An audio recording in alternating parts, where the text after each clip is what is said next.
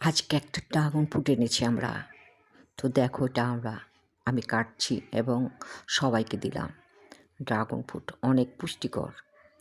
আর দেখো ভিতরটা লাল টুকটুকা, খেতেও খুবই মিষ্টি ছিল, খুবই টেস্টি। তো ড্রাগন ফ্রুট তো সবারই পছন্দ, তাই না? আমরাও নিয়ে আসলাম, তো আমরা সবাই মিলে খেলাম। একটাই এনেছি, একটাই খেলাম সবাই মিলে। সবাই মিলে খাওয়াই একটা আলাদা আনন্দ, অন্য রকমের আনন্দ, তাই না? তো দেখো, আর আমার হাতটা দেখো কী অবস্থা হয়েছে, লাল টুকটুকে হয়ে গিয়েছে।